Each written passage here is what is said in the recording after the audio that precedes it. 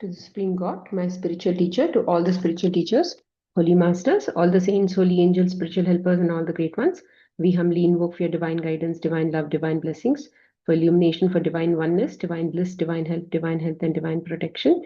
We thank you in full faith. So, in the last class, we spoke a little bit about surrender and then we spoke about acceptance, the difference between surrender and acceptance. So, one is majorly at the bhav level, one is at the outcome level. Okay, one is acceptance is more about acknowledgement. Acknowledgement, as an English word, talks about what you already have. You are basically uh, realizing that you have it. Okay, that is what is called acceptance. It is also called acknowledgement. But whereas surrender is something you are not aware of. But as people who want clarity of, we are not very comfortable with unknowns.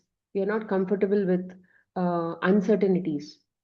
So for such areas, surrender can be commonly practiced. It has to be practiced. Over a period of time, what will happen is the entire life will, what you practice at a outcome level will eventually translate to a doership level also. You will surrender every single thing because for example, when you're cooking,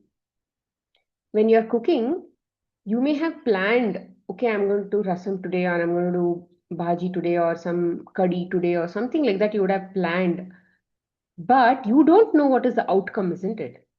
You don't know whether it's going to be perfect or salty or maybe slightly on the tangier side. You don't know, but you have a confidence about your cooking skills. So you are sort of okay with the outcome. You know that you are confident enough to handle that outcome. Oh, sorry, you are confident that whatever outcome comes is going to be appropriate. But what about a person who is just learning to cook? She's or he is going to be very nervous about how that thing is going to be. For example, let's say when I was newly married, I did not know too much about cooking. And my mother had given me a recipe book and I did not like upma at all. And when my mother-in-law told me, okay, cook upma today, we will have upma. Then I did not know how to cook upma. So I actually I said, okay, okay. And I went to the kitchen. I started opening the recipe book and then starting reading the instructions as to how I had decided that I will never have upma in my entire life because somehow that is something that I did not like at all. Then I started making upma. Imagine how nervous I would have been. I was newly married and there were people who were waiting for breakfast. And so then my brother-in-law came and then he was joking, oh, Bhabhi is actually looking at the recipe book and making upma. So I was even more nervous. So then I somehow made it. Then later on, I realized, or I got to know that my husband loves upma. And for birthdays also, he asks upma. He doesn't ask for a cake. Imagine my plight. Eventually, I made so much of upma in my life that I became a upma expert. And I also eat upma a lot. So in that sense, uh, the same me is confident today about upma. The same me was not confident about upma in the past. I was very nervous about the outcome then.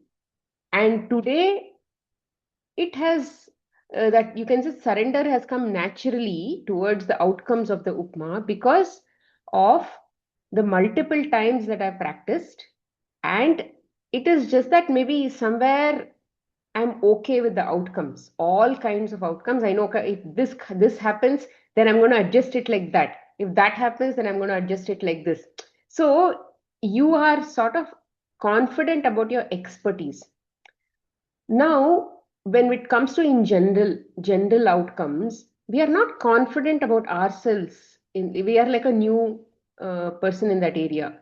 For example, let's say you are going for some interview and you don't know what is going to happen, and then you are probably nervous about it. Or you are applying for some colleges, for example, students. There also you're nervous. So like this, we are nervous in areas that we are not comfortable with. We are not nervous in areas that we are comfortable with. So the whole problem is about the areas that we are not comfortable with. But in areas that we are comfortable with, it's okay, we are not thinking too much about it. But in areas that we are not comfortable with, that is where we struggle the most. So, for example, simple things like, let's say you have to go ask your elder something, or maybe your husband or your wife or your somebody, you have to, your mother-in-law, your father-in-law, your parents, you want to go ask about something, and you know very well in the past they've always said no to it. And you know by nature that they may not agree. But how do you go ask? You are waiting for an outcome called yes. Yes, we will do it. But there is no guarantee that they will say yes. So at this time, you want a certain outcome, and then you are going to a person who predominantly will say, who will probably not be for that outcome. So in most of these situations, you will be nervous. You will be very upset inside, or you will be very anxious about how things are turning out to be. So this is where you have to put your desire aside and practice surrender always, because surrender works better than your strategy. When you put everything, when you say I'm going to trust God and I'm going to walk this path, he is going to show that I'm not going to fail you. For a person who trusts him 100%, okay, it's not 50%, 99%, 98% also, it's 100%. If you trust him 100%, when you say I'm trusting him 100%, it means that you should be okay with all the outcomes that he's given, all possible outcomes, because that you are giving him 100% trust. So when you are willing to give him 100% trust, it means that whatever outcome that you had in mind, I want this outcome, I want them to say yes, that outcome also you should give up. That also you should give up. You should say, okay, I'm going to give up this outcome also. All, you should be zero. From your side, you should have zero expectations that some outcome is going to work for me. Whatever outcome God gives, that is my outcome. I'll be 100% okay with that. That with that mindset, you need to go and approach that person. If you are 100% in that method, what I'm telling you, if your mind is at that genuine acceptance state, 100% acceptance, 100% surrender state, that I'm not in favor of any outcome, including whatever I like also, which means you're giving up that also. Then you put that faith in God and then you go ask that person. With that mindset, if you go, and God, I'm going to accept all the outcomes you give me, I don't have any favor for any outcome, I will go, and then you ask, most often than not, he will actually lean towards the outcome that you like only. It will always, at least in my case, I've practiced it multiple times. It has always happened. Or let's say if it doesn't happen the way you like, there will always be some learning experience for us in that outcome. Let's say you got some outcome, but you are not happy about that outcome. It means that also you are not 100% surrendered. You were not 100% surrendered. That is why there you are getting some likes and dislikes. So typically what happens is when you start practicing this method, initially you will have likes and dislikes towards the outcome that the God gives you also. At that time, you should realize that, oh, my practice of surrender was not 100%. I need to still slowly practice and get there. In every situation, keep practicing, and one at some point it will reach 100%. That trust with God, you have to. It's how you build trust. No, trust cannot be just 0 or 100%. It should build over a period of time. How will you give your trust on somebody? How will you give your trust to somebody? You will give your trust only when you believe that that person is my well wisher, and there is no single doubt also that he is actually going to go against me, or he will do something that I don't like. Mostly that is why you give your trust, isn't it? Any doubts there? You will give your trust only to such a person, right? So now how do you trust God? God may be that universal figure that we all like, and he's like, we all know about God, but then there is still the subconscious and the ego still doesn't trust God. So we need to develop that trust. We need to build that trust. How we and God earns that trust from us. How does He earn it? By actually giving us those opportunities where we can actually surrender. And then when we start to surrender, slowly, slowly, slowly, we will actually get there and imagine that joy. It's actually immeasurable. The joy that you actually feel in the outcome that he gives you at those situations is very, very, very, very, very good, that you can't stop talking about it and you can't stop thinking about it. And the would you say the shine of that outcome, okay, that shine of that experience is so bright that for years and years and years to come, it does not wave, it does not would you say become pika at all. It doesn't, would you say, become dull at all. But let's say you wanted some outcome and you got that outcome. Today you'll talk about it, tomorrow you'll talk about it, after that it only will become boring for you. The same outcome God will give you, it somehow has a different effect on it. So you have to try it to believe it. Okay, so this is about surrender. Now let me just share one story of surrender. Okay, in Karnataka, in almost northern part of Karnataka, there is a place called Bagalkot. Okay, it's almost close to that Maharashtra, or it comes that side, Dharwad, Hubli, that side, Bagalkot. Okay, in Bagalkot, there is a small place called Kakindiki, and in that area, there was a couple, and they did not have children, and eventually they gave birth to a son. They had two children. Okay, in that one person's, the youngest son's name was Venkanna. Okay, his name was Venkanna. Now, his parents died very young. When he was very young, they were also very young, and they died. So both parents died. So now his upbringing happened through his brother, and brother also was of the marriable age. There was a lot of age difference. So the brother was quite old. So he got married, and then he had the wife also came, and then he was mostly young. This Venkanna was mostly comparatively young. So this bhabi, she used to look at this Venkanna mostly like a maid, like a servant.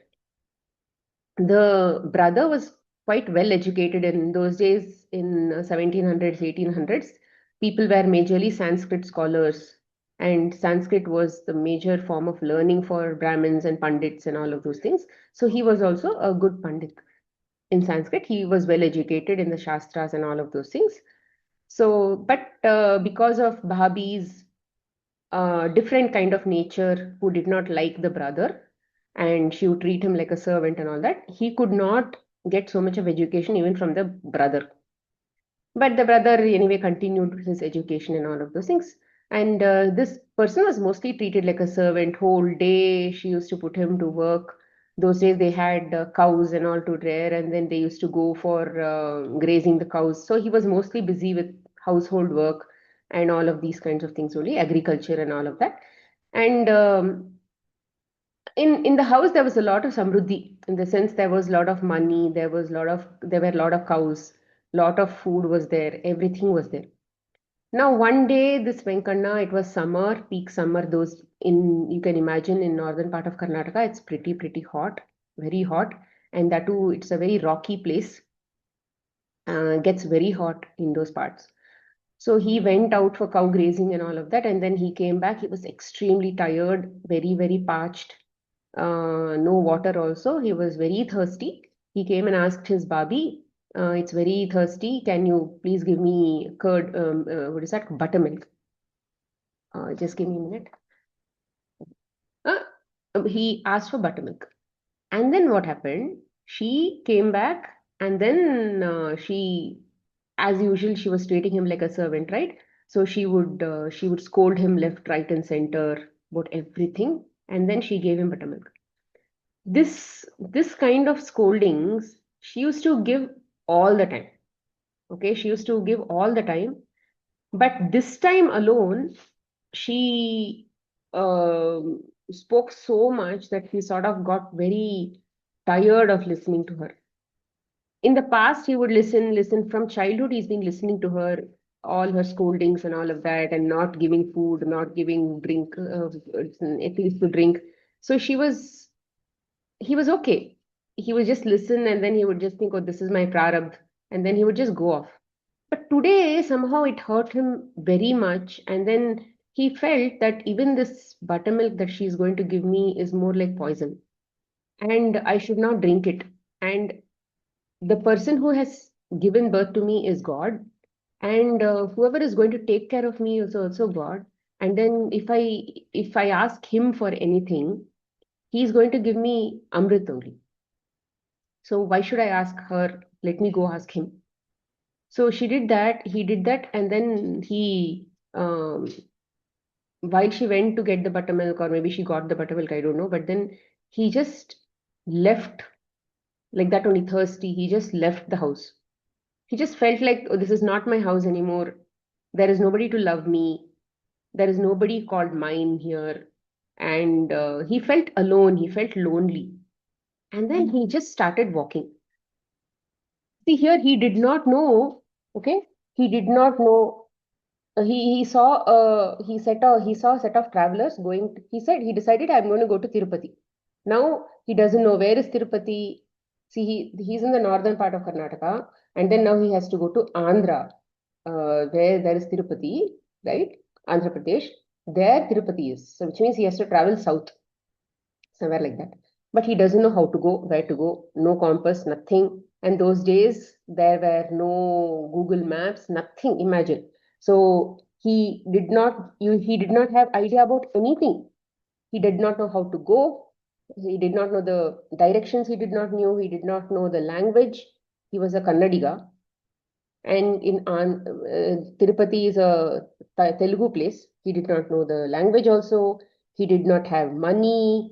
He did not have clothes, right? He did not even know how to read and write because he was an illiterate. I told you his parents were too young and they died.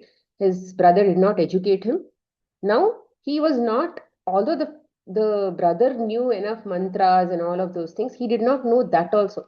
Like he could not, let's say some people used to teach some people and earn money and all, but that also he did not know, which means he had nothing with him that he could actually use to get some livelihood and then even go to that place. But what he had was that inner drive that God is my savior.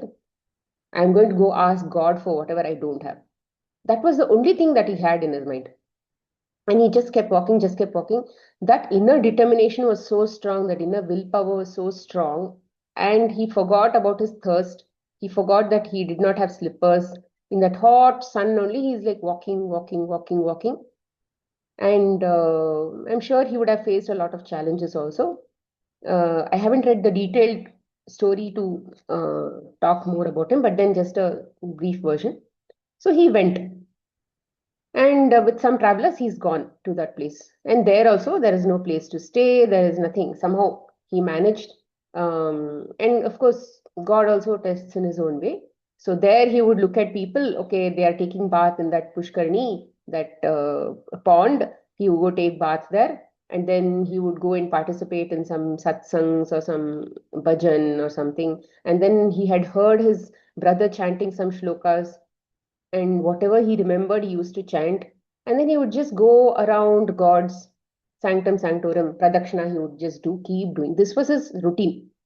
And some days he would have food, some days people would donate food, sometimes he did not have food.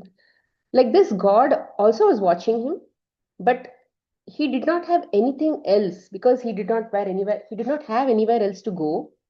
He did not have any money. Like I said, he did not have anything. All that he had was these skills of, okay, I can do this, I can go take bath there, I have to do pradakshina, I have to tell some shlokas. That too, he did not, nobody has taught him all this. Whatever he had heard from his brother when he was chanting, that much only. And then whatever he would see people do, he would just do the same thing. So this went on for some time. And in between, he would go on days without food. He would go days without place to sleep. Some days, some people would give him a shelter. Someday he would get water, someday he would not get water. Imagine what kind of surrender he had. He just had that feeling that God is my savior, God will take care of me.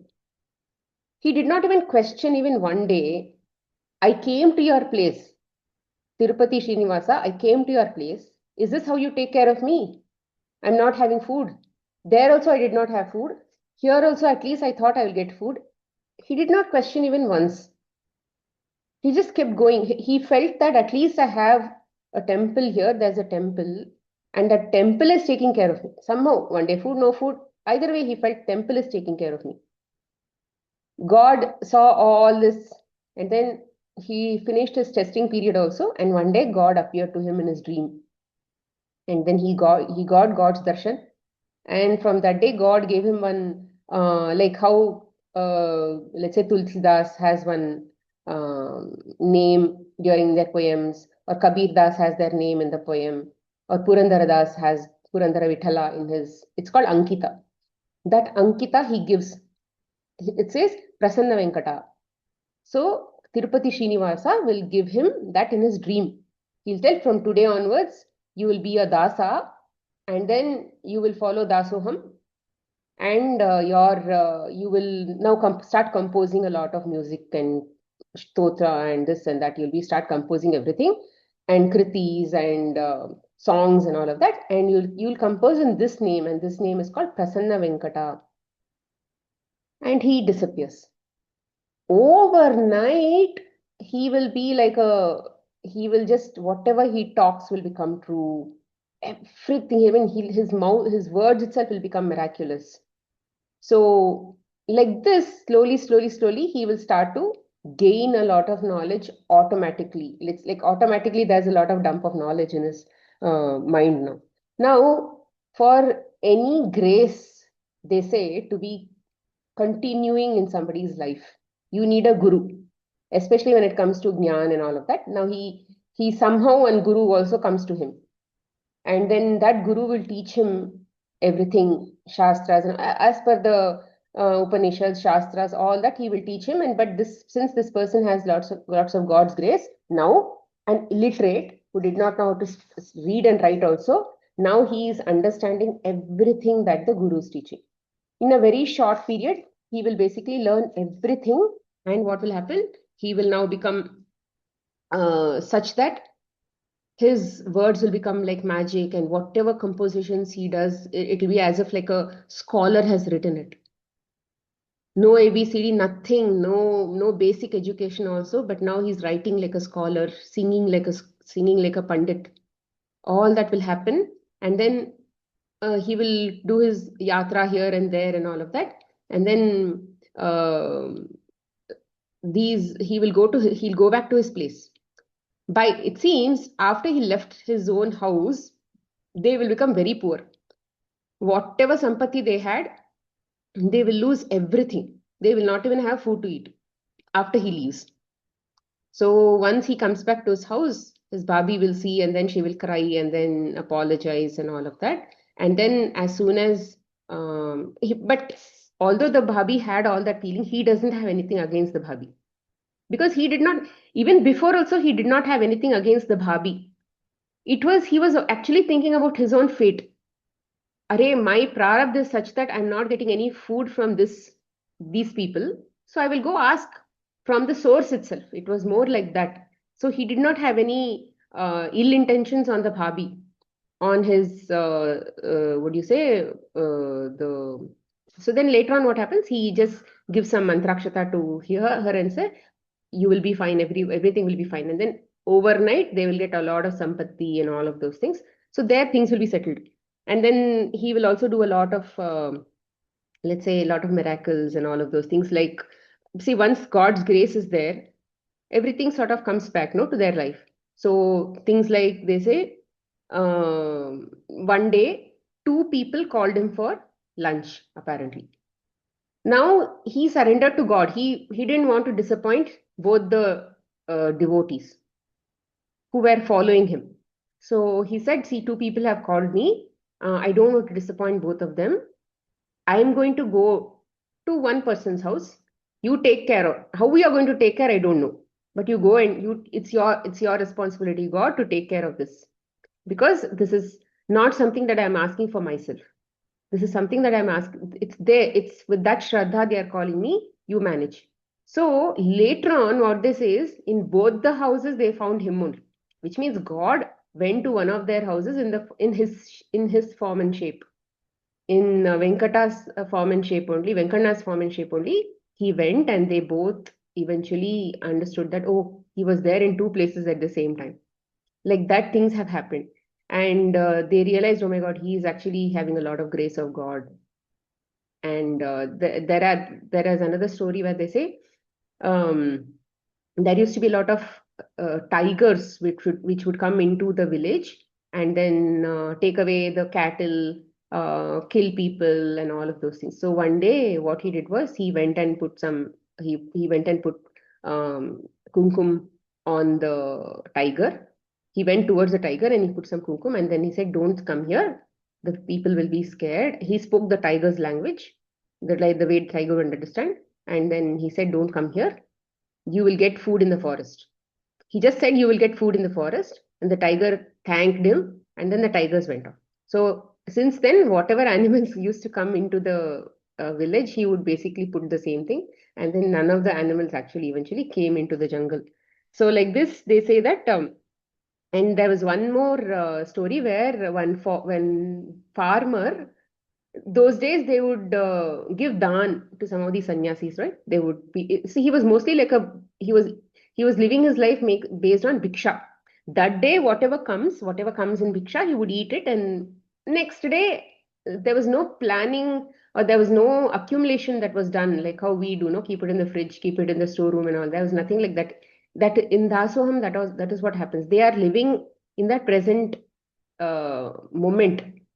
So one day, like this, somehow one farmer said that he already got a lot of crop, but he said that, no, I didn't get anything. To him, to Venkana, he said, no, I don't have any, nothing, no harvest came this time. So this time, so then he said, is it okay? Fine, okay, fine, can't help it. He just said to that extent where, oh, you said it's not there. Oh, it's okay, fine, it's not there means it's not there. He told like that. So what happened was, by the time the farmer went home, all his crop got destroyed, and for the next 5 years, he apparently did not get any harvest at all. So then he comes and apologizes, and then he said, then eventually they do some puja and all of those things. Over time, God's grace happens, and then after 5 years only he gets the crop, is what they say. So like this, what we can learn from the story is, and this is not the first time, any of these people who have actually got darshan of God, who've got the grace of God, whoever you know, from whatever stories you are aware of, in everybody's life there have been challenges. There have been a lot of suffering, I mean, challenges that will involve suffering, that will involve basic necessities itself will go away from them. So even in there is one more story in a place called Harapanahalli. In that place also, I'll tell the detailed story later. In that story also, she's also, in by the age 11 they'll marry her off, and but she's coming from a family where there's a lot of bhakti and those kinds of things. So she would already know about all of this bhakti and all that, but then she'll get married by the age of 11, and her husband will die when she's 35 years old. She'll already have two children, and her in-laws house will give up on her, and then they will not give her shelter. So she'll not have shelter, she'll not have same issues where there's no food, there's no this, there's no that. Again, those periods where not too much of this thing was there. So here also she will tell that, if who will give me food? There is nobody who I can call of my own. So God, you are the only savior. So she'll only keep doing bhajan, and whatever food comes that day, she'll go for bhiksha. She'll whatever she gets. Somehow one day she gets, one day she doesn't get. Children also will be suffering one day they'll not suffer. So things like this will keep going on, but then she'll not give up on dependency of God. Today you gave little, thank you. Yesterday we did not get thank you. Maybe yesterday was Ekadashi for me. It is more like that. So that was her mindset. In both these stories, eventually what will happen again, for her also God will give darshan. And she'll also become that overnight uh, miraculous person. So, and apparently in her case, right, she was some past life Gopi, Gopika Stri of Vrindavan. So in all these stories, this is just two stories. There are so many such stories. In every story, what they say is you have to give yourself 100% in terms of trust towards God. It is not 99 also. When Draupadi Vastrapaharan was going on, her husbands were there. Her husbands were supposed to protect her dignity, were right there. Her entire, would you say, elders were there. And she was also having periods. Her periods was going on. And those days, there was no concept of pads or anything like that. They would just bleed. There was nothing. So they would just lock themselves up in a room and just bleed. That was the state during those days. So because there was no concept of underwears and this and that and all was not there. So what they would do, so she was locked up in a room like that, and Dushasan came and then dragged her and then went. Apparently, the story, Mahabharat actual story says she was all bloody all over, and she had only one single piece of cloth around her, covering her. Because how many cloth? So that was how they were at that time. So and she was dragged to the court, bloody all over. And imagine the kind of state. Today, we feel so uncomfortable, let's say, if our dress is stained. And she is in a state where she's having only one piece of cloth around her and she's bloody all over. Imagine her mental state. And she's in the entire courtroom where literally all kinds of people are there, including servants, including her elders. So, right, it was a very, very horrible state for her. And in that state, she tried, when Dushasan was trying to pull her cloth, she tried to hold it in one hand and then try to grab the other thing that he's pulling, the other corner that he's pulling. She tried to do it, but then eventually his power was so strong that she could not, because even if she's pulling, it is going away. Then later on, she tried to take both the hands and tried to cover whatever was available on her. That also was not staying. And then she pleaded for help. She pleaded for help from everybody, and nobody could protect her except Vidura, who was actually raising his voice and crying and begging for help on her behalf. That was not working. And nobody stood up, and all her elders had put down their face and with helplessness. So literally, it was nobody. And then that's when she realized that it's zero or nothing. And she just gave up all her dignity. She gave up everything in that moment, Mahabharata says. Her respect, her self respect, her this, her that. I should be like this, I should be like that, I should cover myself. All of those belief systems she saw crashing down to the ground at that moment. And that's when she said, I don't care. I care only about you, and you are my everything. And that's when she let go of both her hands. She just let go of both her hands and then she called out to God like this. Imagine, will we ever do it? Are we in a state where we can let go of both our hands, giving up all of those belief systems at that moment? No, she gave up. At that time, God immediately started giving the cloth just started coming in. He's pulling, and it was just one piece of cloth. What would we think? Oh, it was just one piece. He would have probably just pulled, and like a dupatta, it could have just come off. No, he was pulling, and saris just started coming and coming and coming. We all know the story about that. So surrender is like that. That is the example of surrender. It's a very, very classic example of surrender. That it is not just, I keep calling, I keep calling you, I keep doing whatever I have to do. It is not like that. Mentally, this is not about physical. It is about mentally Of course, physical will align. If your mental is so much in surrender, you will be like physically also aligned. So you have to come to that state. You have to come to that state, and to believe that it actually works, you have to keep trying it. You have to keep trying to come back to that state. It's more like an addiction. I mean, a good way. Addiction in a good way. Surrender is more like an addiction in a good way. Acceptance also, for that matter. Once you start seeing how it works, you will actually want to keep doing it. See, God, when Krishna means, the meaning of Krishna means somebody who pulls you towards him. Akarshan, they say, he'll pull you towards you. The name of Krishna, meaning of Krishna itself is that. So the moment you start walking that path of acceptance and surrender and seva and all of these kinds of things, right? Karma yoga and all of that, where you don't have anything, no desire left. God is your desire, all of those things. Then what will happen is He will be there right with you, giving you everything you want. But yeah, by that time you would have lost all the desire to even enjoy whatever He's giving you. But that's the beauty. You have everything with you, but you're not attached to anything.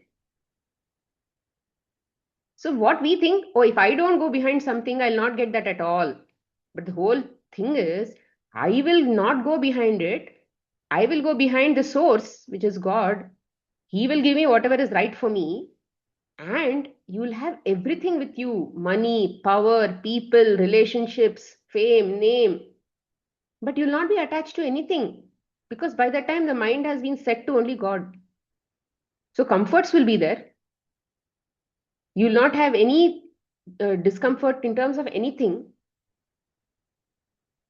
So God will give you what you need for your spiritual growth. But there are so many people, many of these people like Daso in the Dasoham state and all that, they had everything. Money was coming. There were people who were, I mean, once they become miracle makers, do you have any dearth of people not giving them money? People keep just pouring money on them. By that time, they don't need the money. They've already lost interest about money and all everything. So they just keep giving it off. It's like a river that just flows from here and then it goes off like this. So that is the state God wants you to be in. God wants all of us to be in. To surrender, to learn to surrender.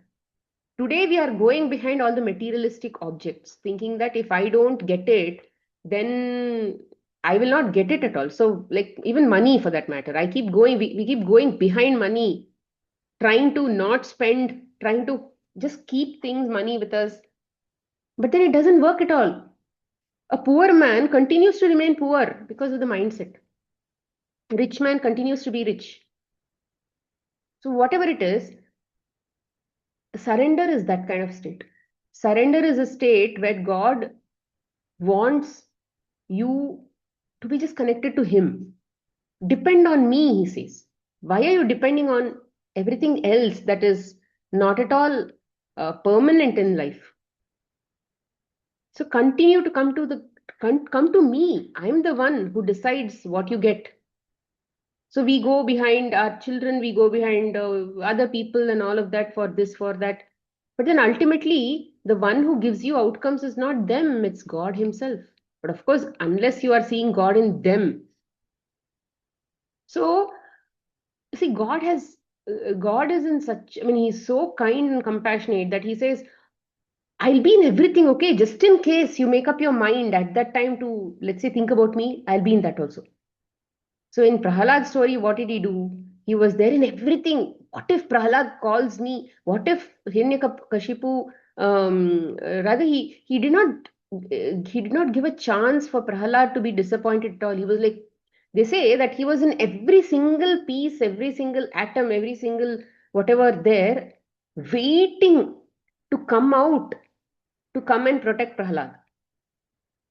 Because Hiranyakashipu was like wanting to kill Prahalad, and he said that if you don't show me Narayan right now, I'm going to cut off your head. So he's asking, is he here in this? Is he here in that? Is he here in that?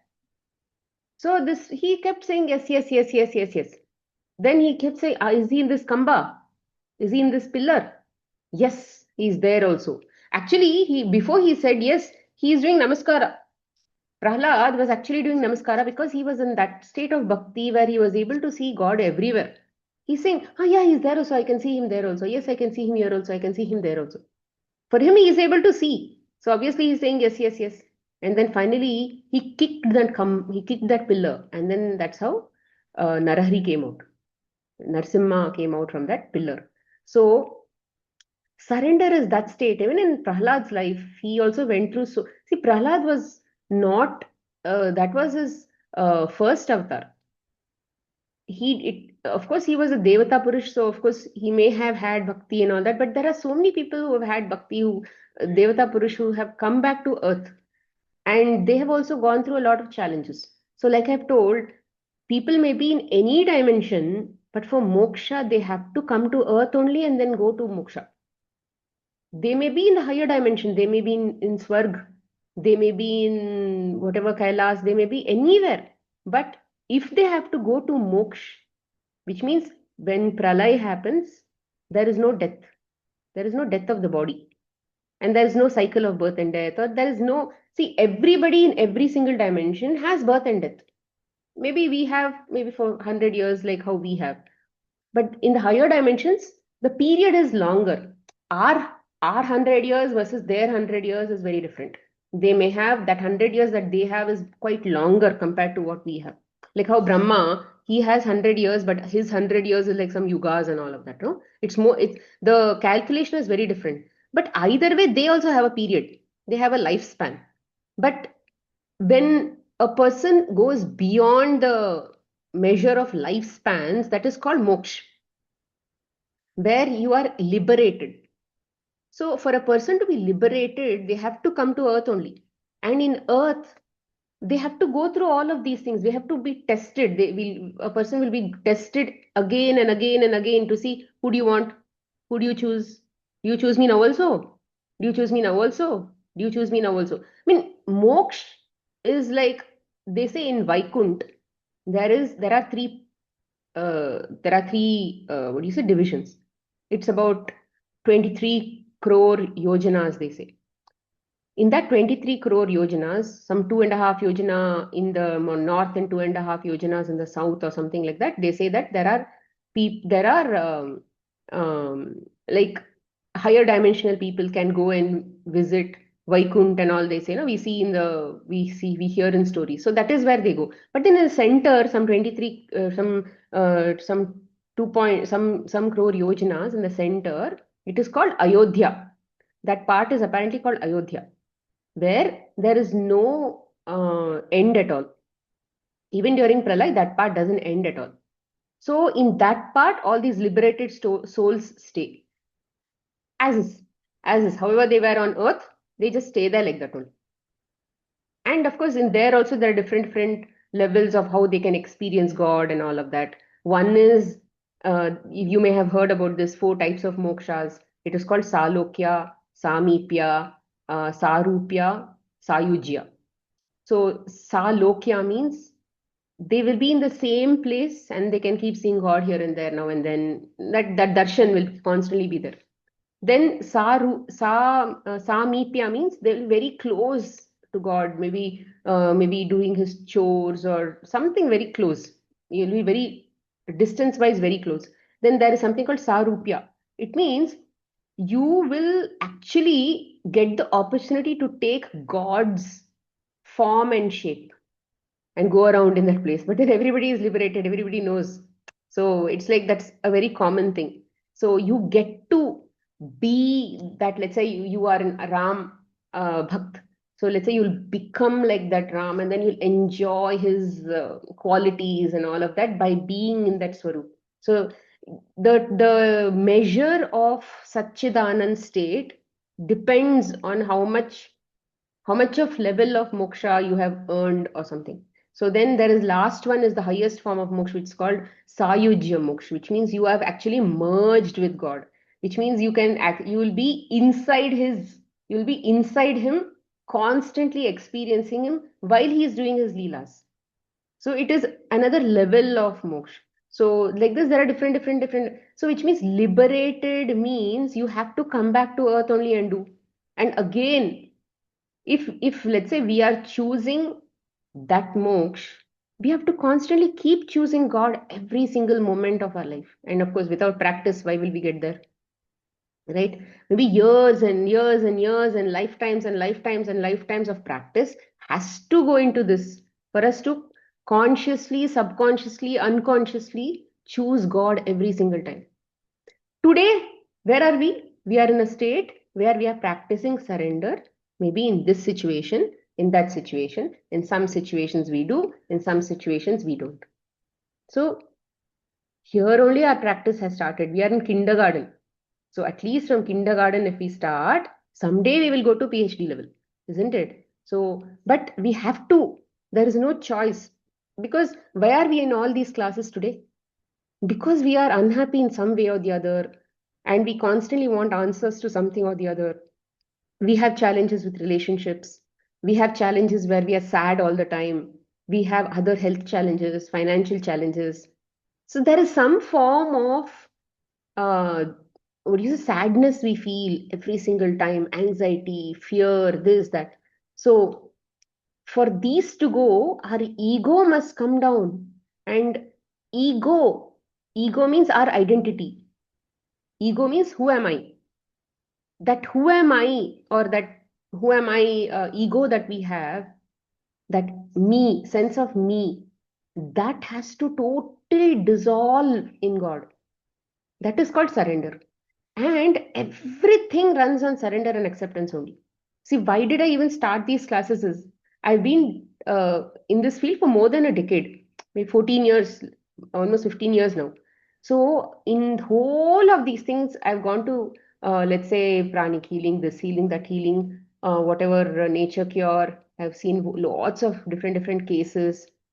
Of course, I've also done, let's say, various studies or whatever, but still, what I felt is a common topic in this entire thing, whether it may be students studying for their exam, or let's say in a health area, we are healing, or in financial areas, in all of these areas, in relationship issues, every single place, unless you have that acceptance, that state of acceptance and state of surrender, you are not going to heal.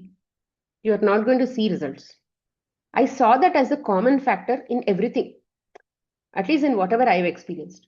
So for me, I started practicing surrender since 2017 or 18.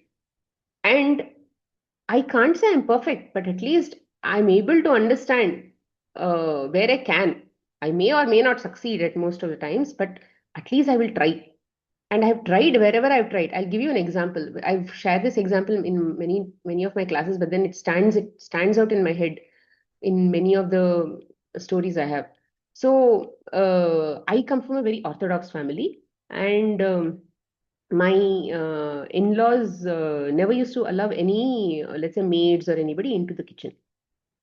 So I was also working in IT. So at that time, I was also busy. So we had to clean kitchen and all of that. So I did not have so much of time, and I also had little children.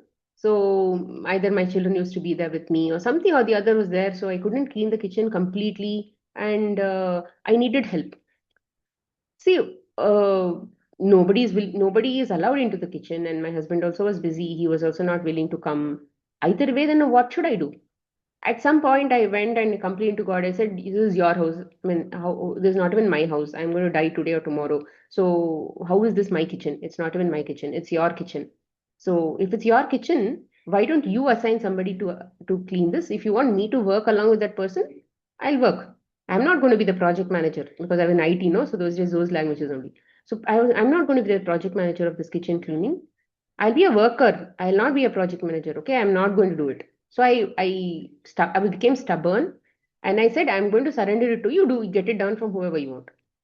Yeah, but then telling is easy, but then day to day living it is actually difficult. What happens? Every day you're coming into the kitchen, you'll see some dust here and there, and then somewhere you're going to see some cockroach, dead cockroach or something, or some ant, something or the other you will see, and you will say, oh no, because the mind is also not is irritated with dust, irritated with dirt and all of that. So it is going to tell all this, Smita, It's very easy to tell God, come and clean. Will that happen? It doesn't happen.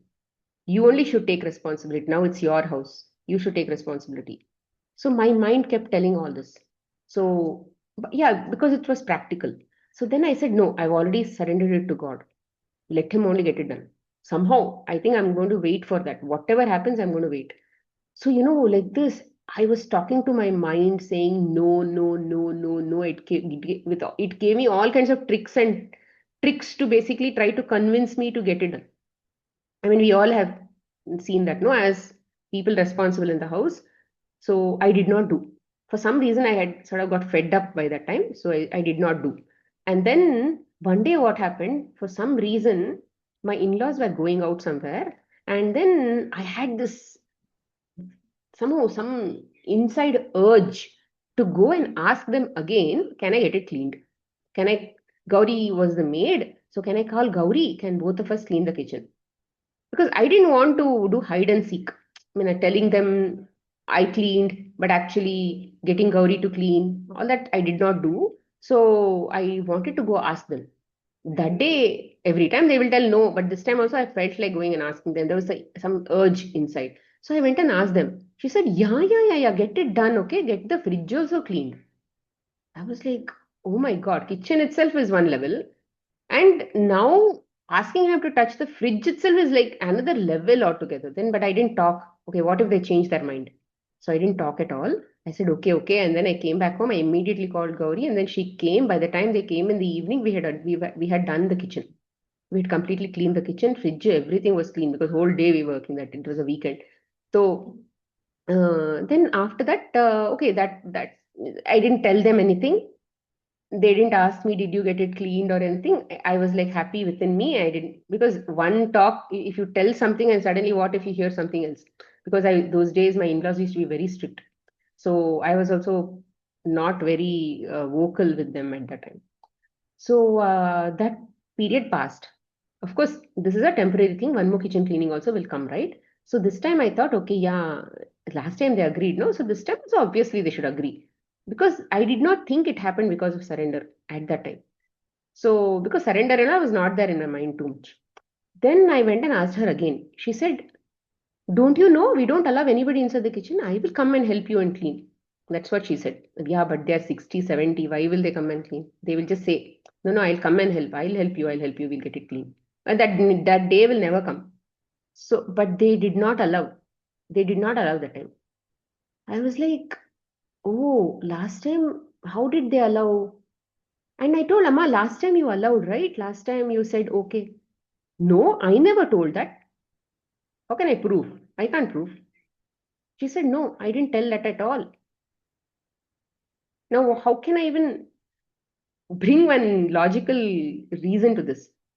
How can I even explain this? Then later on, of course, I made some time and cleaned myself that time. I was still trying to bring one and one in my head and seeing what is happening. Like this, that happened. That was the beginning phases of my surrender.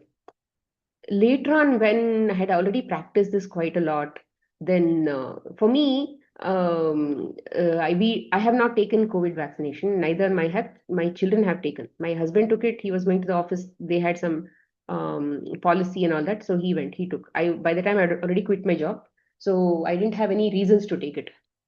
For me, more than many people don't take it because okay, it's not tested, it's chemical or whatever, whatever. I didn't take it because I felt that I didn't want to live in fear. If I take that vaccine, it means that I don't believe the outcomes of God. It was more about that. I just wanted to go with the flow, and which is why I didn't take it.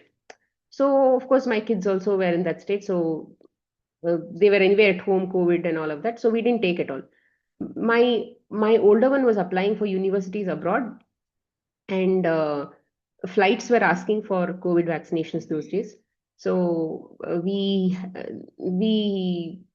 I didn't want them to get it done, but there were situations like this.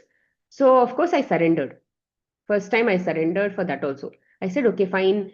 If she takes it also, I'm okay. If she doesn't take it also, I'm okay. If she takes it also, if there are some, and then we were hearing about a lot of repercussions and people getting lots of stories were there during those days. So if this happens, also I'm okay. If she dies because of COVID action, also I'm okay. So I had to go through all the outcomes in my head and be mentally prepared for that. No, so I said okay, okay, okay, okay in my head, and then I became mentally prepared. They went to take the vaccination. My husband and my daughter, they went to the clinic or something to take vaccination, and then the clinic said they've stopped making vaccinations. So they didn't have vaccinations at all. And it was already May or something, and then by the time World Health Organization had already released a note saying no need of vaccinations or something, and the flight did not ask it after that. So because of that, the flight part was cancelled. Now the college that she had applied, they were already asking, and all the abroad universities were do ask for immunization records and all of those things. Now they were asking for, please send your immunization records. They were asking, and then maybe when we were shifting houses, no, that doctor had written it in such a dirty handwriting and all of that. I was like, what kind of, it was, and that too, she was 17, and this was taken when before she was 5 years old. It was all in rags. So we thought, oh, why to keep it? We will throw it. COVID had not come that time. So we just threw it. So we didn't have any records. So next, when I asked the doctor said, okay, give me 4,000 rupees and then I can get all these things done. So I didn't, of course, this is like another level. I didn't get it done at all. So I had to surrender there also because college is now asking. We didn't have anything. The doctor is asking for some money, and that was like sort of fake. And I didn't want to get fake vaccination done, fake certificate done also because she was also very ethical. After teaching too much of ethical stuff, she was like one day, no, no, ma, I can't live with that conscience. So I'm not going to get fake certificates done. So she didn't have a fake, she didn't get the fake certificate done. So we were in that situation. Then later on, we surrendered. My husband also surrendered, I also surrendered, and all of those things. And then we just, one day what happened, my husband just got up in the night because he got some idea, and he went and checked the website. He found a clause where they said that from so and so date we are not asking for immunization records. He found some clause like that, and the coordinator who was coordinating with us, he was asking for immunization records. So we went and showed their websites thing the next day, and then he also waived it off.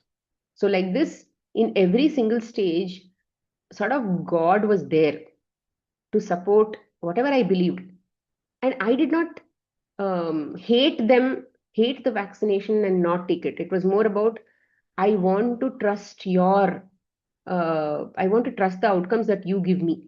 In future, if I have to get COVID, then I'm okay with it. Kind of, it was more of that state because it was more of it, all of these things happen because of prarabdha. It is not that I got the vaccination, so I'm immune. It is never like that. It is more about, okay, if it has to be done in our life for some lessons that we have to learn, it will anyway happen.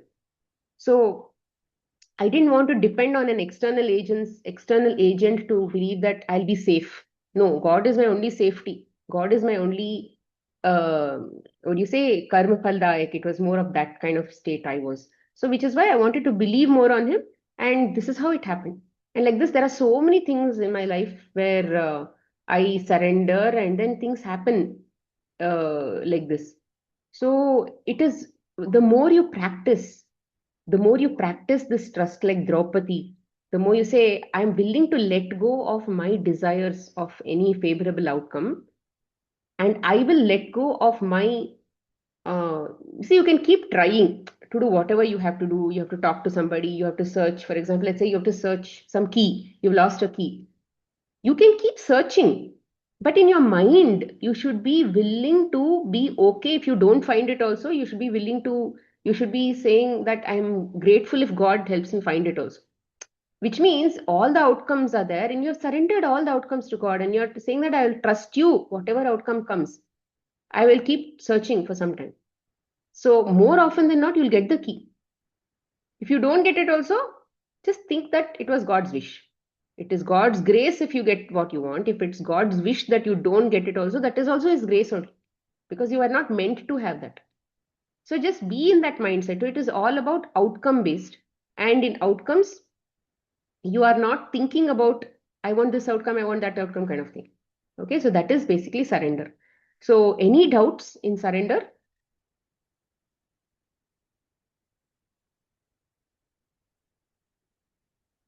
No doubts?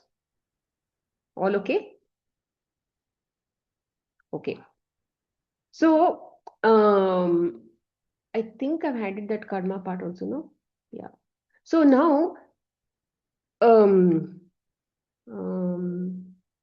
what do I want to tell you? Oops. I wanted to tell what is the role of clean eating, this, that, and all of that in our lifestyle, in our life. Smita, there's one hand raised. Yes, Sri Vidya. Hi, Smita. Hi. So, with respect to surrender, I have one question. Say, for example, there's something that's happening, and currently, like I think about all the outcomes. I tell to myself it's okay, but naturally, I mean, on the first time itself, it is not very much possible for me to be okay with all the outcomes, right? I mean, though Mm. it's okay, but somewhere from inside, Mm. it doesn't feel okay. Yeah. Which I understand I haven't truly surrendered. Yeah. How do we go about it step by step? Anyways, from the first, I won't be able to Yes. surrender that great extent, right? Yes. Completely. Yes. Yes. Yes. See, God will keep giving you opportunities. Mm. So I'll God will keep. keep giving you opportunities. So the first time, with whatever understanding or whatever, even the fear that I have with all that, I try. Try. Try your best. See, now Okay. you've understood the concept. Now, as you keep practicing problem by problem, it's like mathematics only. If you have to become an expert in trigonometry, you have to solve multiple problems of trigonometry to eventually get to that state of expertise, no? So, like that only, see, in this journey of surrender, acceptance, and all, which is a part of Karma Yoga, first 6 chapters of Bhagavad Gita, it is all about karma. It means do. It is never about sit and chant. Sit and chant also, there's a lot of doing there. There's a Mm. lot of doing. There's a lot of seva. There's a lot of action oriented, whether mind is acting or hand is acting. So we are actually into motion most of the time. Mind is in motion or hand is in motion. But this motion is towards which direction? That is more important. Is the mind moving towards God in that direction or moving towards self or that ego in the direction? So it is all about that. So the more a person practices, that only is that is the way we burn our karma. I think in the last few classes I told when we are working against our ego, and you know that is the right thing to do, but your ego is saying don't do, you'll be uncomfortable, blah blah blah. At that time, do it. And when you keep doing something that you don't like, you push yourself, and you keep doing something that you don't like, it actually keeps helping you go forward in that direction. And it burns your karma. And the more you become so much more lighter. You are growing in terms of consciousness. Grace is improving. Punya karma is improving. So the more you go against your ego, that is called punya. And the more you go towards your ego, that is called papa in the Shastriya language. So punya karma, when we keep doing, which is more in the right direction, which is towards God, sattva, and all of that, because ego doesn't like to do all that. It doesn't like to keep doing something with respect to God or whatever it is. So when you keep doing the right things, whatever you feel is the right thing at that point, that will burn. And trying surrender is your job. What outcome happens after you try surrender is not your job. So there also you're giving up dependency on outcomes. The whole point in every single action, I'm going to walk the right path. I am going to give my best. So to at least you can say, I tried my best. You need to you should touch your heart and say, I tried my best. I gave everything. Whatever near you, I tried my best. In spite of that, it doesn't work. Means you are still walking that path. At least you have the confidence that I gave my best. But your best will keep changing. The more you practice, it only gets better and better and better. Your confidence levels will improve. You will get better. And that is the journey. Whether we have health issues, financial issues, this issue, it is just a nimit. It is just a, what do you say, just a, what is nimit? What is called in English? It is just a, a small reason for you to learn all of these things. But it is not a problem. Without those problems, you may never practice all these things. So without that state where ego has to extinguish all its options. I can do this, I can do that, I can try this, I can try that. It will have all kinds of things. But there will come a point when you will not have anything. You'll run out of options. That is when it will surrender. Until then, you'll keep trying, and your ego will keep, it will just see, there will be some, I will try this problem in this way, I will try the problem in that way, this way, that way. All that ways have to be tried before the ego decides that I am nothing, I need to go towards somebody else and ask for help. And that help is God. With children also, you will find they will never listen to you. They have to try everything in their thing, and only then they will say, Appa, Amma, please help me. And we ourselves are also like this. We will never go to our elders for help. If the ego is so high, if you see egoistic people around you, it means that you have a lot of ego. When we see a lot of suffering around us, no, when we suffer a lot in our life, we have a lot of challenging experiences, we suffer a lot in our mind. That is the level of ego we have. Challenges will be there for people without a lot of ego. They may be surrendered also. Challenges will be there. They don't suffer so much. If you are suffering, it means that you have so much of ego. Ego equal to that much of suffering. And ego, the more you practice surrender and acceptance, the more your ego will reduce. And for ego to believe that I need to accept whatever is given, it needs to know God's principles, the way cosmos works, the way all of this teaching, first two classes that I've explained. It should believe all that. It should believe and it should try.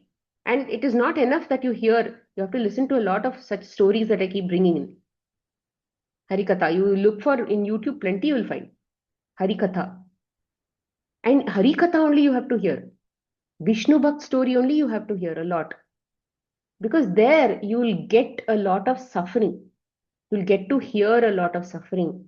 Common people suffered and how they actually did it. Because it is all about karma yoga, and that area comes under Vishnu only.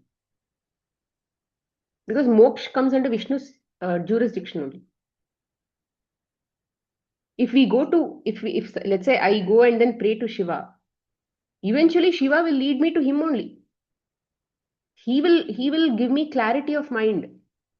He will give me that. See, when they third eye, when they say third eye, when they show the third eye on Rudra, it means that his eye has been opened. He is not a slave of his senses. Today, morning to night, we are slave of our sense organs. Whatever we want to see, we go behind it. Whatever the eyes want to see, only we go behind it.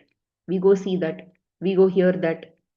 Even see, why are we attached to our children also? Because we want to see them happy. All of these, everything, we are the slave of our senses. And in let's say each of these animals and birds and all, the way one sense organ, their bondage is because of that sense organ.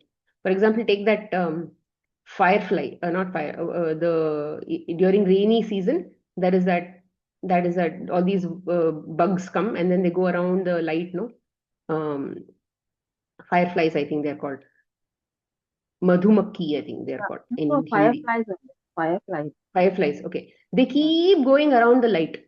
They know that they will die. But they want that attractive light. So they go. So ultimately, they die. Let's say honeybees, they will go in search of something. They have that is their job. But then some sense organ is active, which is why they go. The dogs, their hearing is very active. They go behind that, they will listen to their ear, and then they will continue to be in bondage. But in our case, all five sense organs are capable of bringing us back to earth. I mean, they say that in every, let's say in our last moment, what is it that we are thinking? Are we desiring God, or are we desiring somebody in the sansara? That actually decides whether we are going to fall back on earth as any animal, or as any bird, or as any insect, or whatever, based on whatever display characteristics we've shown being a human being. Let's say if my eyes were very active, or I was a slave of my eyes only, then I will become an animal which will whose eyes are very active. They say like that as per Bhagavad Gita. Of course, I can't prove all this.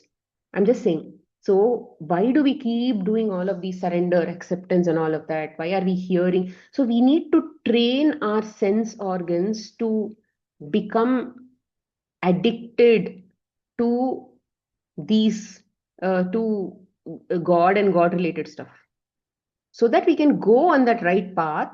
What do we want in general in every single situation? In every single situation, we have to actually feel calm, peaceful, have the clarity of mind. What else are we asking for? Majorly nothing else, no?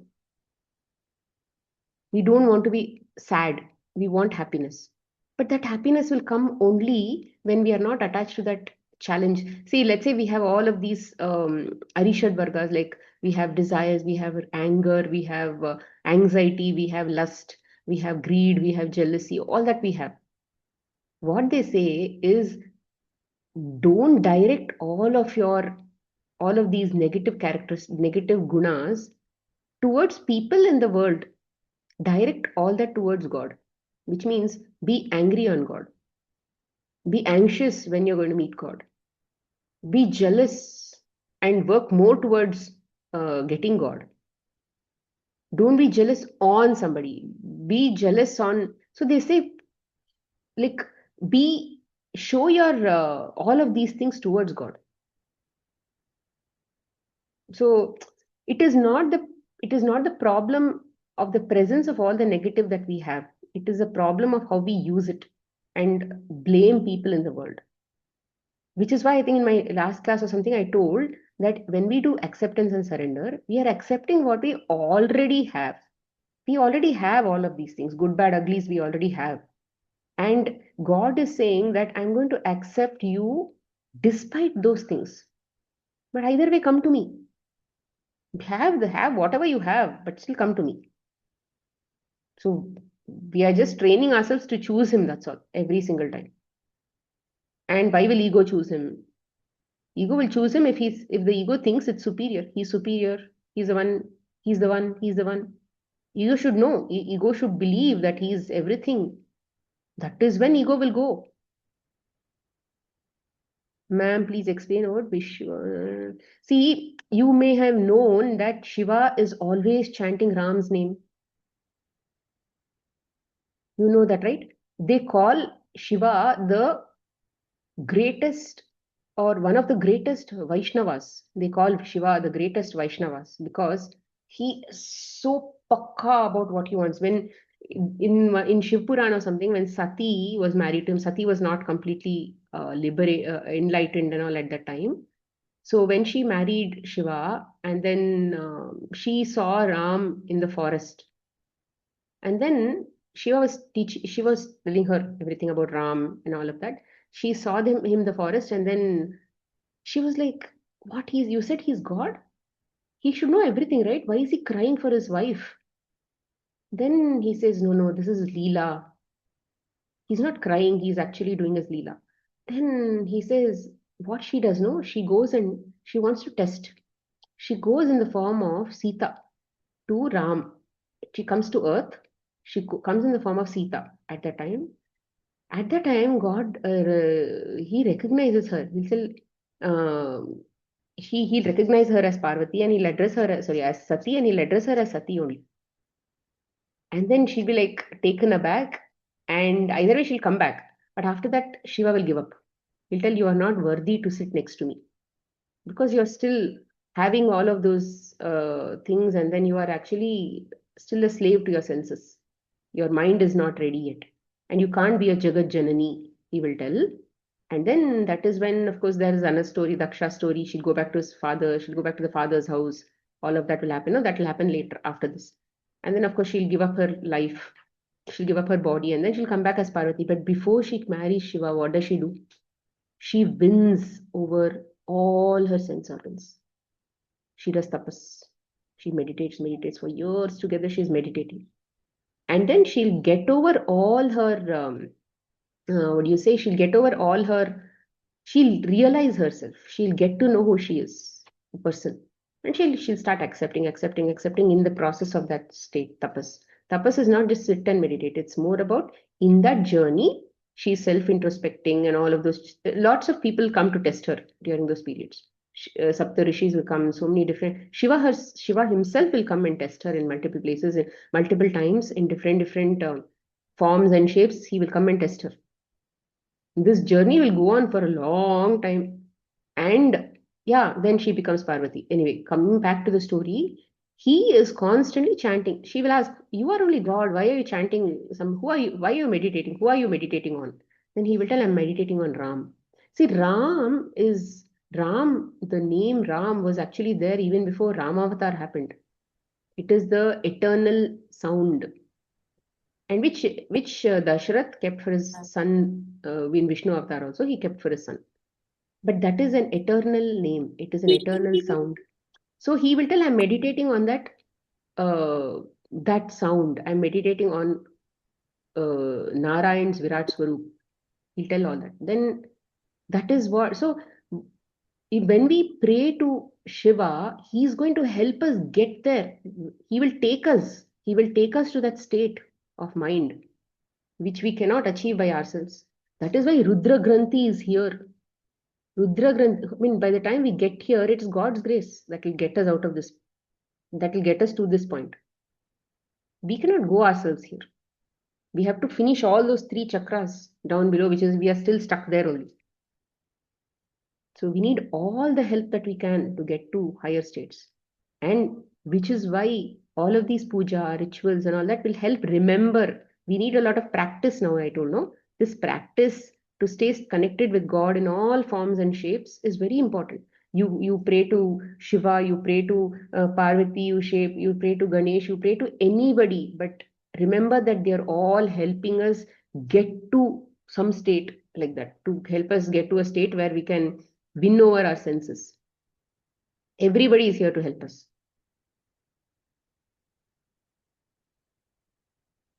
But moksha, liberation, is something that only Vishnu gives.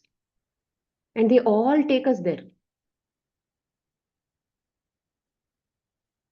So it is important that we practice as of now, not attachment to our desire, we should not have attachment to the outcomes. That is where surrender comes in. And with little small things we have to practice. And our strength of practice will improve only when the trust and faith on somebody improves, faith on God improves. And which is why stories have to be listened. Otherwise, why will it? You will relate to those stories, no? Only when you listen to stories, you will be able to relate to those stories. So practice, to strengthen that practice, you have to listen a lot of listening. Listening is more like taking bath, mental bath. And along with all of these things, no, engage yourself in doing something new every single day. Keep yourself, keep your mind active. Don't just say, oh, mundane, something or the other I'm constantly doing. It is okay to do mundane, but for some spark to be alive in your life, just keep doing something new. Try a new recipe. I'm going to do some new recipe and then offer it to God. I'm going to do some new coloring and offering it to God. I'm going to just maybe take the new route today. I'm just going to explore that and see what God has created. It is more about just doing something new every single day. Little, small things. Try a new dance pose if you're a dancer, or maybe comb your hairstyle in a different way, dress up yourself in a different way, try a new chudidar. Something new you try every single day, or at least not every day, though at least every now and then. Otherwise, what will happen is we'll get so stuck up in the mundane, and you'll forget if you're not into listening, thinking about, go, I need to practice, I need to practice. If that is more in your head, no, you can keep practicing. But if that is not there, no, it is best if you're not still God and all that. Keep yourself more active, because the mind wants, even when the ego is active, we should channel the ego to something good. Even if there is no God concept at all within us, and that is not actually still, it is not attractive. God is still not attractive to you. It's okay. God is present in everything. You don't have to think about God also, but He'll still be with you. So keep your mind active, constantly engage in something new every day, and then don't be doing multitasking. Just do one task and observe that task. What all you're doing, how are you doing? um, Try to see what more is there in this that I can learn. Like, it is more materialistic only, but still it's okay to be materialistic. But channel yourself to improve in many areas. Then what will happen? That curiosity to live your life will be more different. Then you won't compare yourself to, oh, those people are better than me, these people are better than me. That will not be there. Idle mind is devil's workshop.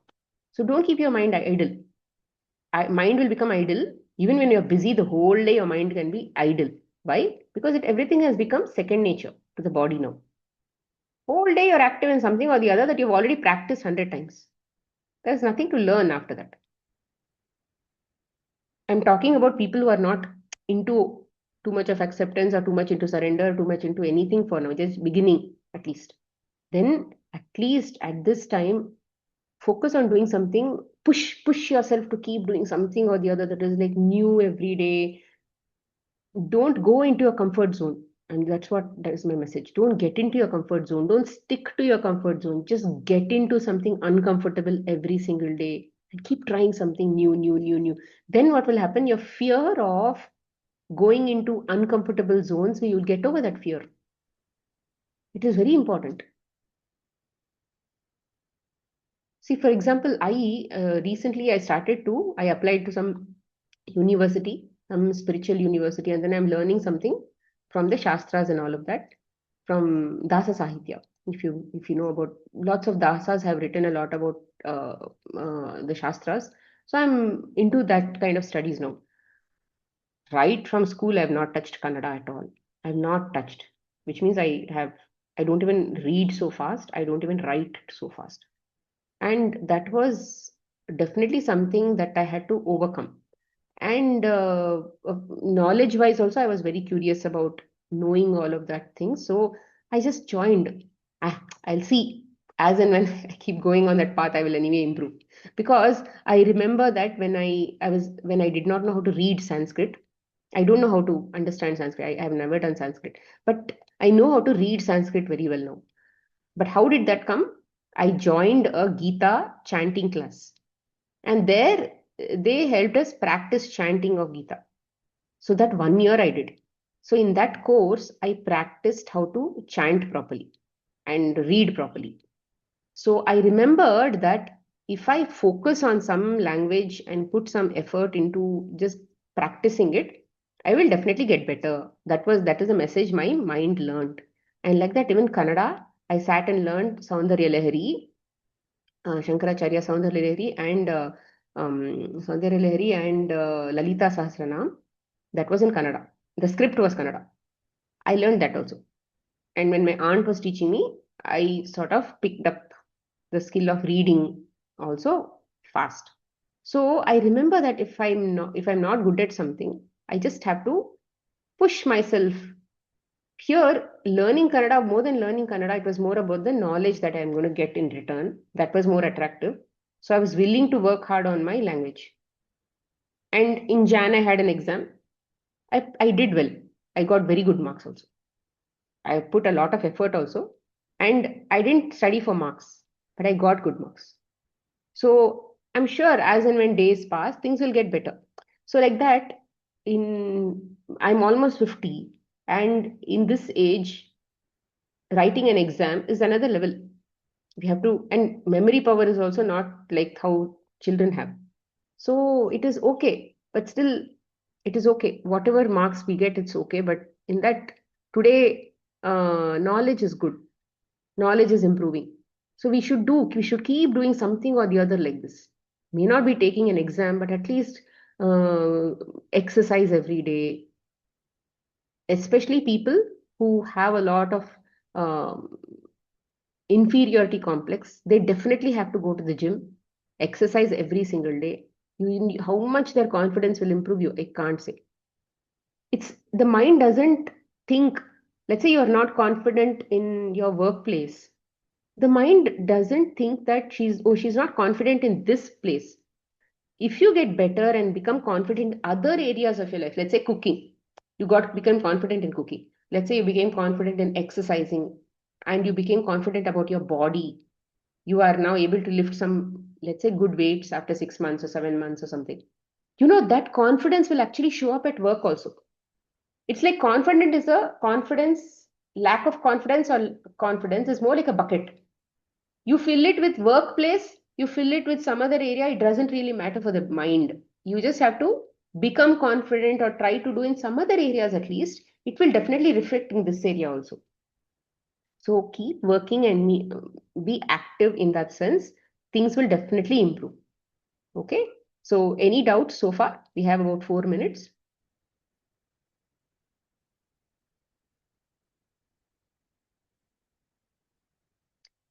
Om sound as a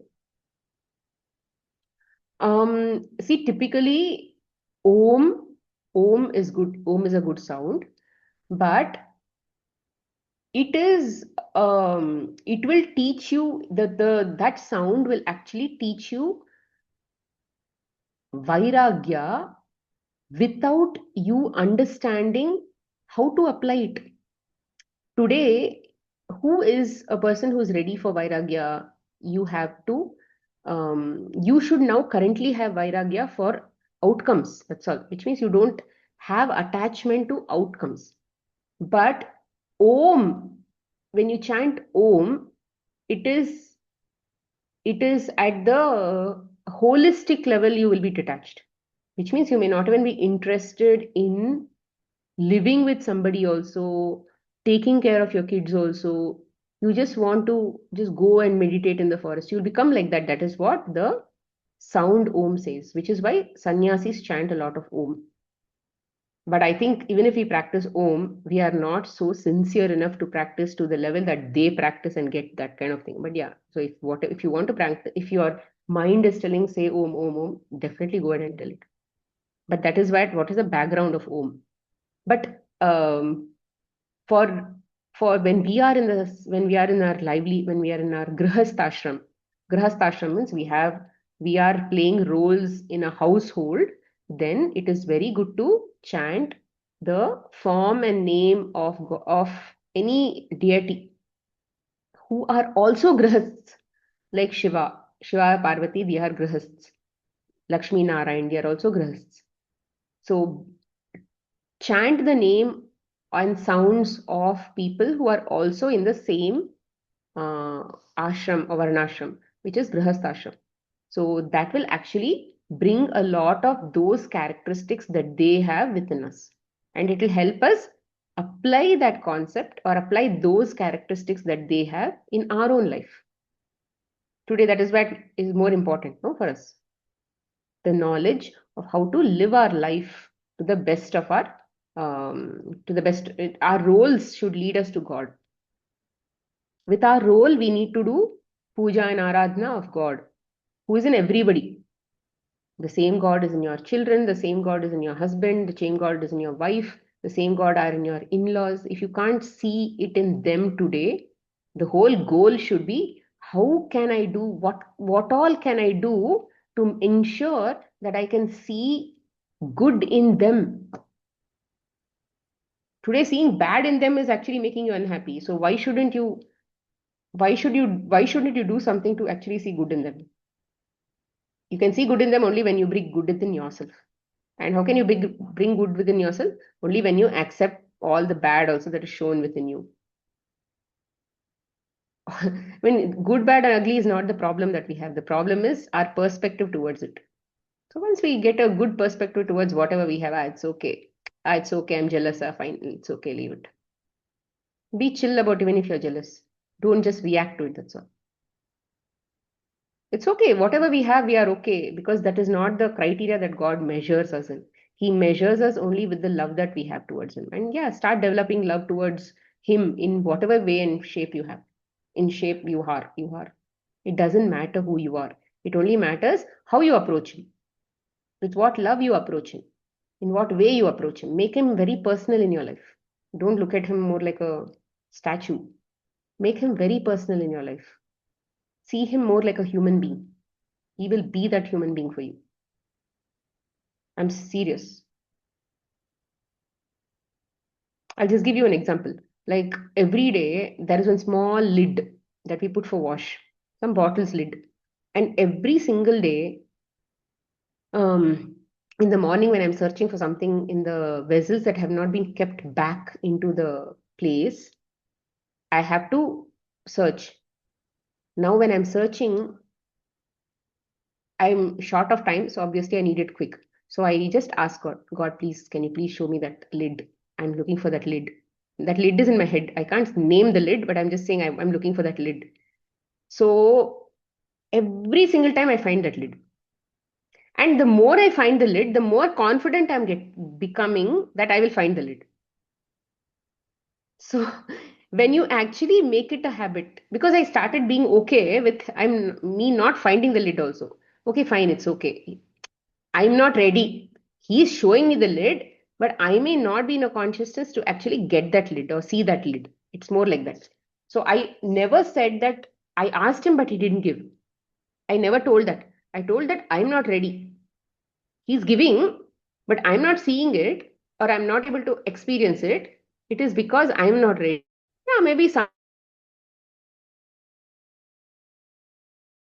practicing. But today I find lids and I'm very grateful. I'm very grateful when I find that lid. So these things happen, small things. He'll come to our life to make us feel that it is actually he's worth it. And in some story, in some pravachan, I heard, why do you actually think of God like a statue? Why can't you think of him more like a human being? So when I go to bed, I'm actually making a small bed for him. Our usual, I never, this was never the practice. Okay, few last 1 week back, I started making a small bed, and then I'm singing one story. I'm either telling one story or I'm singing a song, putting him to bed, saying good night. What the way I tell my children, the same thing I'm telling him. I'm saying good night, okay, and then keeping a small or folding one kerchief or something, I'm putting a small pillow, wrapping him in one warm cloth, and then I'm saying good night and going. So what this is actually telling, what this is also inspiring me to do is to get up early and wash his face, like brushing his teeth or whatever, like washing his face. And then it's actually motivating me to take bath early so that I can go and then wake him up because I don't, uh, before taking bath, I don't go touch. So it is motivating me to actually take bath faster so that I can go wake him up. And all this puja business is actually happening quickly because I need to wake him up. Oh, before me eating, I should offer it to him and then eat it. Dependencies are starting to increase like this. And it is making me more, what do you say, connect more to him. So, like that, it will become very personal. So, you should make it personal. That is when your interest towards that character will increase. That is how we develop relationship towards human beings also, no? So make him a human being and then develop the relationship, make him more personal. Imagine that he's your doll. The way we used to play with dolls, if you remember, play with him like that. It will actually start to get better. Okay? Chalo. Take care. Be blessed. Okay, let me to Supreme God, to my spiritual teacher, to all the spiritual teachers, holy masters, all the saints, holy angels, spiritual helpers, and all the great ones. We thank you for your great, great blessings. Thank you, thank you, thank you. See, such relationships will help you do more and more for that person who you are so connected to. I'll do acceptance for him. Yeah, I think he'll like it. I'll practice surrender for him. I think he'll like it. It'll be more like that. So it should be more like that. There are no rules, okay? With God, there are no rules. You make your rule, you follow that rule. Don't follow all the rules, the rituals, and all those things have been given for people who are not even connected to God. But then once you start connecting to Him, have a special relationship. You make your own rules. You are talking to Him the way you want. You are giving Him the way you bhog or whatever you're giving Him, naivedyam or whatever you're giving Him. You give it the way you want. Whatever you make your own rules. Nobody is teaching you anything. You're doing because you love Him. You want to develop that connection, and that only wins. Just last one, I'll just give one more simple example. There is there which the story? It seems there is a meat seller. Okay, there is a meat seller. That meat seller had a shalagram. Okay, he did not know that shalagram it was. So he took that shalagram and he used to use it as a weight for selling meat. Then this is some story in Vrindavan or something like that. So he used to some part like that. So he used to use a shalagram as a weight, and then he used to sell meat. Then one day some Panditji saw him. He said, "Oh my God, what are you using? This needs to be done puja, blah blah blah, all that." So he gave him some money, and then he took off that shalagram, and then he came back home, and then he was doing puja. He cleaned it with some Ganga water, this water, that water, water, and then he did puja, and then he did Naivedyam and all of those things. Then that day, the God came in his dream, and I think Jagannath Puri, God came in his dream, and he said, "Tomorrow morning, go give me back to that meat seller only." He said, "No, no, that place is, what do you say, very apavitra for you. You are like that puja, you are very pavitra, you are this, you are that, very clean and all of that. You should not go to such places." He tells all of, then he said, "No, no, when he's actually measuring, I'm also going up and down. I'm dancing in that weighing scale. I like that. Plus, he sings a lot of bhajans." Apparently, that seller, he has a lot of love for God, and he's doing his duty. And he's singing a lot of bhajans that he listens to every single day. And I'm liking to be with him. So go give it back to him. So this guy feels very bad, and then he goes and then gives it back to the meat shop guy. And he says, "See, God came in my dream and he said that he wants to come back to you." Before he took that shalagram from him, he would have told him, "See, this is how it is, how pure, precious it is. You should not touch meat and all with that hand, this hand," all that he would have told him. So that guy gets a sense of, "Oh my God, I should not do that. Okay, okay, all that." He would have got all those things. And now he's like, "What? I should not keep it. No, you only told me I should not keep it in this way and all that. Now you're again coming and giving back." He said, "No, no, God came in my dream. He said he wants to come back to you. He wants to be with you only. He likes to go up and down in the weighing scale. He feels like he's dancing and he listens to your bhajans and kirtans, and then he's very, very attracted to that. He wants to be with you only. So I'm going to give you back." And then he gives it back to him. Now that guy feels, "Oh my God, am I such a great person that God wants to come back to me? He's desiring to come back to me. Oh my God." Then by the time he's also got that conscious that I should not sell meat, I should not touch meat, all that meat stuff, he's got that. And then now what he does is he'll sell off his meat shop, and then he'll start to say, "Who is this God who wants to meet me? Let me go meet him." And then he starts walking towards Jagannath Puri. And then he's going and all of that. On the way, what will happen is, many people will recognize him. "Oh, he's this meat seller.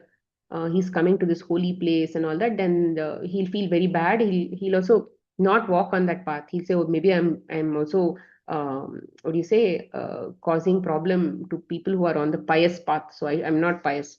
He'll feel that untouchable feeling he will get, and then he'll walk on some kacha road. Then later on, what will happen? It is night, and then he comes to a house. In that house, the lady, apparently he'll be very handsome. So the lady of the house will come out, and then he'll be like so handsome. She will get attracted to him, and then she will tell, come inside the house and all that. Then that guy will say, no, no, no. In his mind, he just wants to see God, Jagannath Puri. He wants to see Lord Jagannath.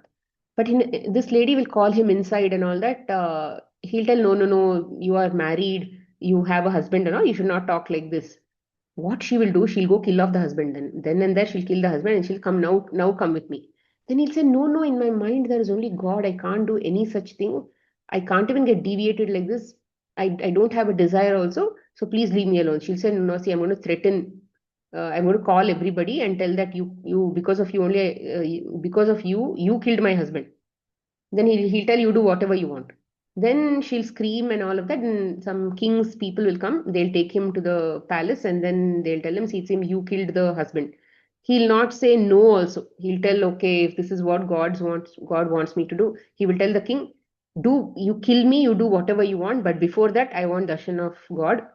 After this darshan, you do whatever you want. Then he will tell, okay, fine, I'm not going to kill you, but because you killed with this own hands, I'm going to cut off your hands. So he'll cut the hands. That is the punishment. So he'll cut the hands, and with that cut hands only, with that dripping blood and everything, he'll start walking towards Jagannath Puri again. Now God will be like so moved with this bhakt. He will see, despite all of these challenges, also he's saying that he wants me only. He's choosing me again and again and again. So I will come to him. Then he will come to the pujari. In his dream, he will come and say, see, there is this bhakt who's coming.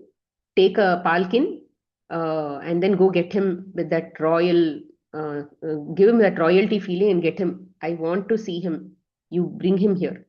Then they will search everywhere. And when this guy also sees that everywhere people are searching for some special bhakta, he will tell, maybe this is a very precious day. I'm not only going to see God, I'm also going to see that devotee who is willing to see God, who has come here to see God. Oh my God, this is a very precious day. Then they'll not find any such person, and then they'll go back. Then God again will come to that pujari and he'll tell, he doesn't have hands like me. Jagannath in Jagannath Puri, he doesn't have hands. God doesn't have hands. It is just a wooden log of thing. So they will go and find him because he doesn't have hands, and then they'll take him. They'll say, you have to sit in this palkin and then you have to come to me. Then he said, no, no, no, I can't come. I'll walk and come. And then he'll walk and come and all of that. And then he'll feel like doing namaskaram. But that's when he'll feel, oh my God, I don't have hands. I'm not even able to bend down and then do this kind of namaskaram. So that is when he will try his best to do namaskaram, and then God actually gives him a hand. So apparently this is a real story. He gets his hands back. And why I'm telling all this is everybody has their own ways of connecting to God. God doesn't see the rules and regulations. He just sees how faithful, sincere, and true you are to him. So just develop the true feelings towards him, and then don't have any fear-based mentality. Have just a loving mentality. And who's watching you? Nobody's watching you. It's just you and him. So there are no rules. Okay? So chalo, take care. Be blessed. See you again next week. Bye bye. Thank you, Siddharth. Thank you so much.